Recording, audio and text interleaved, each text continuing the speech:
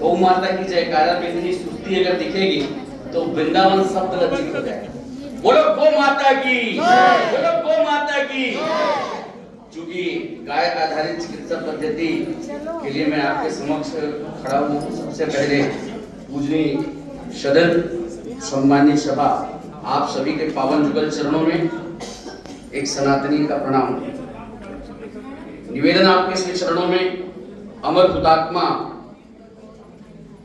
आजादी बचाओ आंदोलन के प्रणेता और गाय आधारित चिकित्सा के स्वप्न दृष्टा अमर हुतात्मा राजीव दीक्षित जी भाई साहब के पद चिन्हों पर चलते हुए पूजनीय गुरुजी डॉक्टर निरंजन वर्मा के शिष्यत्व को ग्रहण करने के बाद ये बातें बहुत करीब से ज्ञात हुआ कि गाय माता के कृपा से पूरा भारत निरोगी हो सकता है।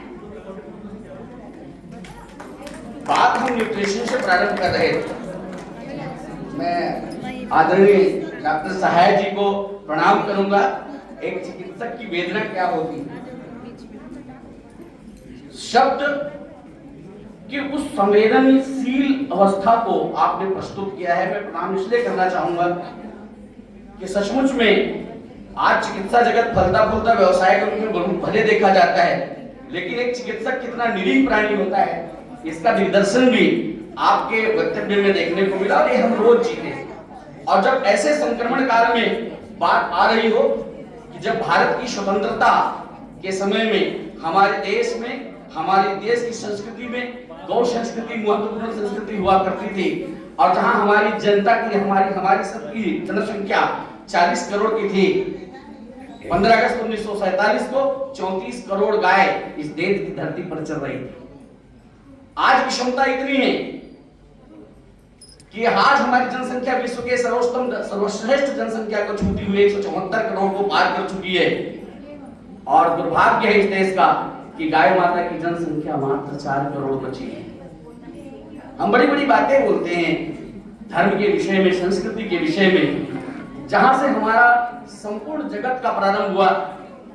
दुनिया का सबसे प्राचीन वेद कहा जाता है ऋग्वेद को, और ऋग्वेद में वर्णित है कि जब सृष्टि का सृजन काल हुआ, उस सृजन काल में ही जब समुद्र का मंथन, सारी दुनिया, पूरी पृथ्वी लोप हो चुकी थी। इसके बाद अगर पृथ्वी में फिर से जीवन आई तो मां कामधेनु की उत्पत्ति के बाद प्रारंभ हुई। और इस संस्कृति को हम लोग जीने वाले लोग हैं।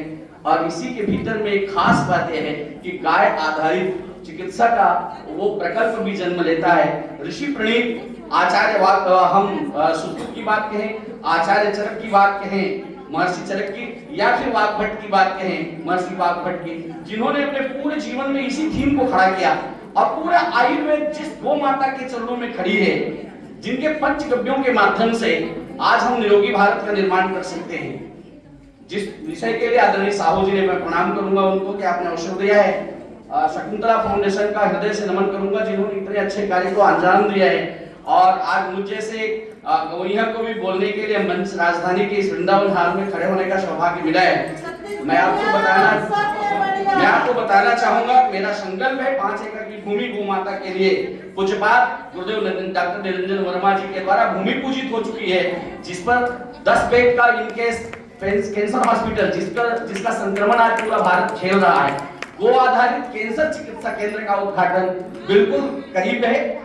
और उसके साथ साथ पंचगव्य के अनुसंधानशाला के लिए कार्यरत राजनांदगांव में हमारी अपनी खुद की एक विस्तार केंद्र है। और साथ ही साथ छत्तीसगढ़ में 2 जगह केंद्र बिंदु के रूप में चिन्हांकित हो चुके हैं। 5 एकड़ के वन भूमि में पूरे सांग के साथ 125 गायों की गौशाला, जहां गो माता गोतीर्थ से निकलने के बाद गो अभ्यारण्य में विचरण करेंगी, औषधियों को चारे के रूप में ग्रहण करेंगी और उसके बाद गव्य के रूप में हमको औषधि प्रदान करेंगी। इस परिकल्पना के साथ बहुत जल्दी बालोद जिला के मंगचुआ का जैसा छोटा सा वनांचल के गांव में खड़ा हो रहा है। आप सबका आशीर्वाद और गौ माता की कृपा का आगाह रहेगा कि वो पूरे भारत के लिए सेवा का केंद्र बने, ऐसे मन में एक जिजीविषा है। और मैं तो यही कहूंगा, चाहे अमय जुड़े नहीं छाची, हालांकि ये प्रयास है झील पिपीली का सागर था इतने बड़े स्थिति में, इस संक्रमण काल में एक छोटा सा प्रयास है, लेकिन अंधकार को दूर भगाने अच्छा हो हम दीप जला दें, एक प्रयास को हम करें। और इसी पर आधारित गौ माता की सेवा को समर्पित जीवन है। जीना भी गौ माता के चरणों से प्रारंभ होता है और रात्रि की निद्रा भी गौ माता के चरणों में होती है। आज लोग कहते हैं गाय माता के लिए हमारे पास स्थान नहीं है। मैं उनको चुनौती देना चाहूंगा। 650 स्क्वायर फीट का मेरा खुद का मकान है जहां अपने बच्चों के साथ निवास करता हूं और उस मकान के भीतर में 23 गोवंश है। ये शान के साथ है।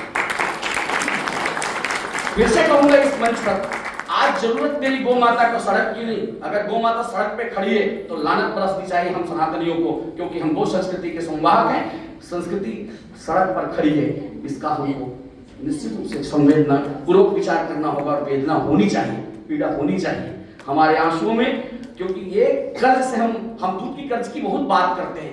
हमारी माँ जब अपने स्तनपान कराने के लिए 3 साल के बाद असमर्थ होती है, इसके बाद अगर दुनिया के अंदर में कोई माँ है जो हमको दूध पिलाती है तो एक मात्र माँ है जिसको हम गौ माता कहते हैं। अपने खून को सूखा चारा खिला करके, सड़ा हुआ जल्दी खा करके विचरण करती है और अपने खून को दूध बना करके हमको पोषित करती है।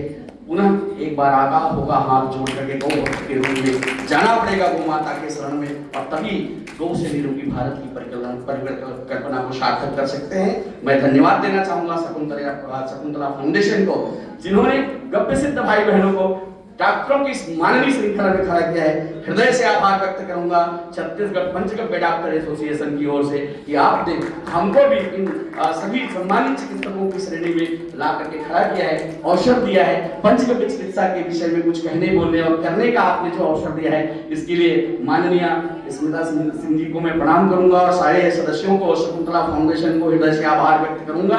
और चूंकि बालू बहुत दूर है इसलिए आगाह होगा कि लंबाई को देखते हुए थोड़ी सी कार्यक्रम में हम लोगों को जल्दी से विदा करने की कृपा करेंगे ताकि वो गंतव्य तक हम अपने घर तक आसानी के साथ पहुंच सके। ये विनम्र आग्रह मेरी ओर से होगा। आप सबके श्री चरणों में प्रणाम। आप सबने मुझे सुना, वो माता की कृपा से वो मेहमान आने की कोशिश किया मैंने, गो पुत्र होने के नाते आपके चरणों में गौ माता की बात ही कह पाया हूँ और वही कहता रहूंगा जीवन की जब तक सांस चलेगी, सांस सांस के साथ में सिर्फ गौ माता होगी।